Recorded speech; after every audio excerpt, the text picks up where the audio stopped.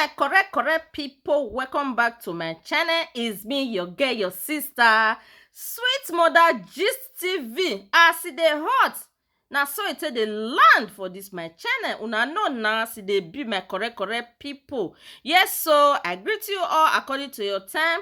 Compliment of the session, my beautiful people. Yes, so my people, now this saga wey be say they go on for inside media ni miame ya tu ivie dowe no gome ivie dowe ni mose itu wahia o venege kai wa bota wa bava wa bo wa be venege kai. Yes, so my people, another one don land again. No, it don red, mama, it don red.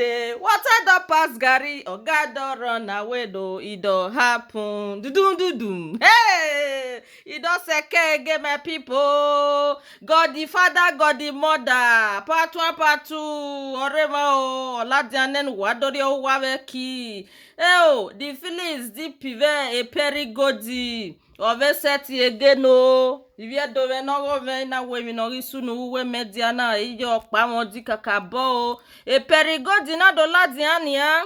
Ona do this gwagwaleze. O ti my the feelings deep. O where? Ijo. O mume ni meya tono na o hangibe mu mama we e perigodi ote ina we ni dogwe tefo no ivie dove no gove. Oh well, a baby mama. Okay, otimage the feeling is deep.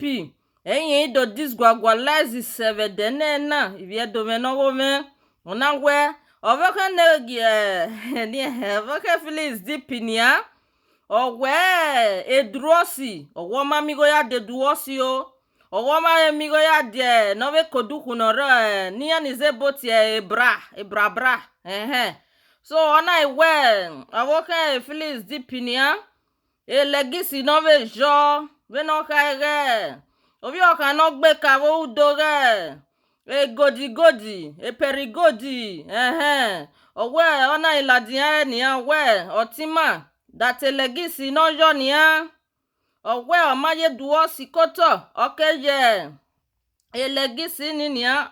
Evanie hamu na idola elegisi o ije onona ke wa pe modio owe kinona de mi ni atie AliExpress owe no river o no yari owe ge wa mi oge 1 euro according to her. Ona do 10 yage peli godi ge peli owe otimege feelings DP. Owoti ehagele lue mi no gi dame sevo evie dome no go me na ina do me we perigodi nia ona idogaro vie ije no poku no wa bie otimere feelings DP oni wa dame sevo o evie dome no go me wa we awe nene saga me mama no mo ni ladian saga oi we mi no di me sevo evie dome no go me na ina mie we e peligodi ona ya tie bone ijima no kpoku no ro woni ije e feelings DP oni edede ma vo wa gegi rovie e bi wa o oni ma vo a me uwa me gbevo wa ga tie bone gbuwa wa ri e bi wa ivo oni ma vo because e bi wa yan gi wa die we bonia yan ma we nu wa do we saga. So eviere ya ma okpa ya ma eva bawo do no wa tuwe na e perigodi wetin yen mu egbe owo yen teve he were ne o owo ti ma ne ona eve do ladian ge feelings DP owo yen me he were vo ona ewe ni ave na igwana yen were gberi oku gbagba ge anya miri ge egodi owo yen ri oku gbagba ni ya kaka bodu me no ga sune e feelings DP. Me na idola diana na woko eyi mo pa ona o vie dome na idomue otana ina idomue ni mu sowotana no vie dome o wa be aye won ya we saga na o larema vinya watie e feelings DP o feelings DP it don red for feelings DP o ha to me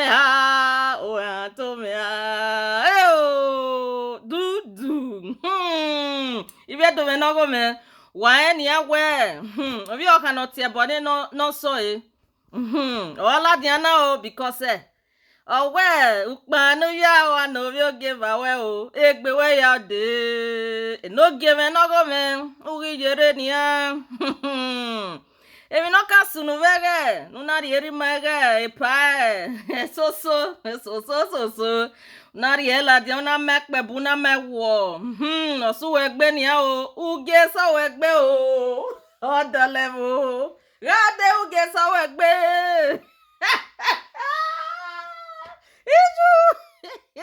ade uge so egbe o godelevo ovesu egbe ni ege venu yari so la di avege ni we no vi oka una gele rovi agbota una rovi agbogwe we ma we be saga vege ni genia ovi oka ige anya mmiri owa mugwere ona zubuwe o na enogie ijimi nya mmiri wa zubuwe ogele lowe nogie la wa ikawe video me nika ugbera feelings deep la wa ose enough is enough.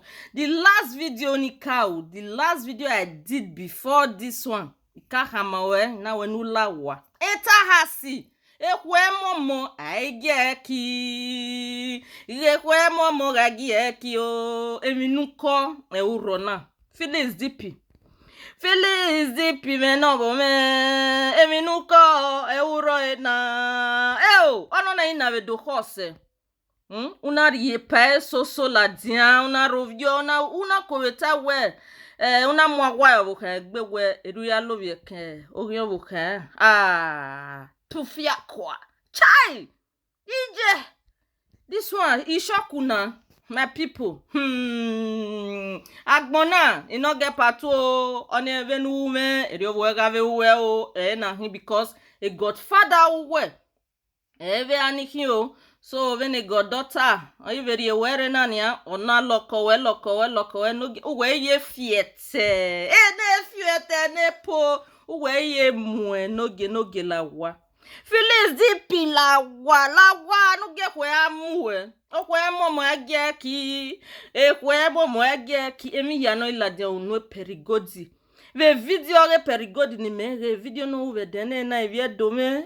oi wa he na niga via bi niga gogo na o da me ve gbe ye ti gogo because owo vie bo agari o vie bo da o vie do pa e mayahin ekwe na ga mu me na feelings deep umari me ni tave dere o video ni ka u na wenu ewere o gazeta lo o ga ewere o Marie na ya ladian obi okana na iladian ge egodi here tie egodi owe ona ido expose we nia owe veni ya sendi gogu we ege ni no emi wabun oseke no ru odo na ije megbe saga o li lobi ohan pe ona wariere ona ri me pebu oga ye mwe na we igwa we ya gwan feeling is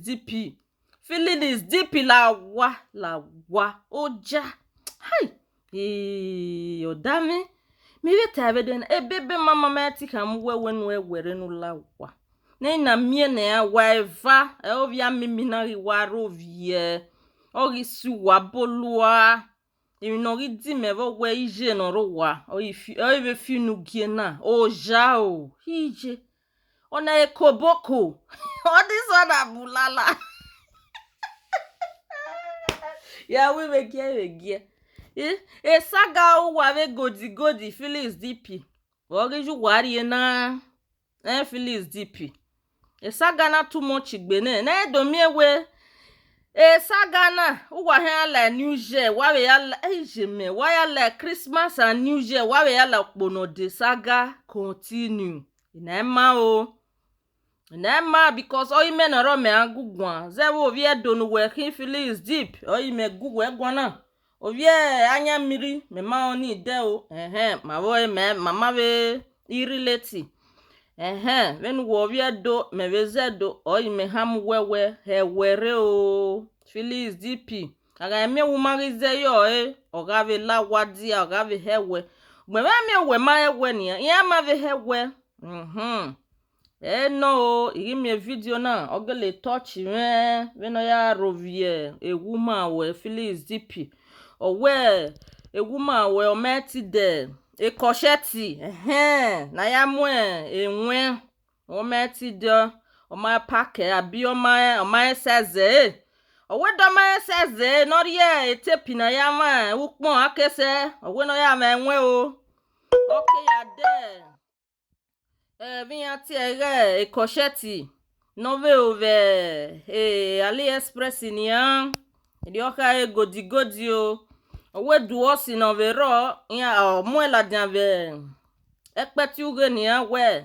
Amenene mi ola elegisi o. Na we hi mo pa hona. No mie Phyllis DP watiere o wa we no do dan e video na no la wa o. Nere igovia mimi na ta lo re. O pano ya ma oso egbe na o wene Phyllis dipinia we ka ya enwie soso ne woregbe ya enwie o because na gije na be like say you never beg soso well o ege no ya anyo vege ni saga ugwa voe de keke no na nerun danu we no ya serin we o wa we si kankan you know wa we ge kwa we egi lo we ye omo godson emi ye wa fo oni o wa lo we na Phyllis DP ya digwe no ya emi soso media ya emi soso media presido we no jabo enu we de jove derio we ga digwe gba egbogban we de ya emi soso o me sun Phyllis DP ya imi pa wegbe ya imi pa ageleta ijo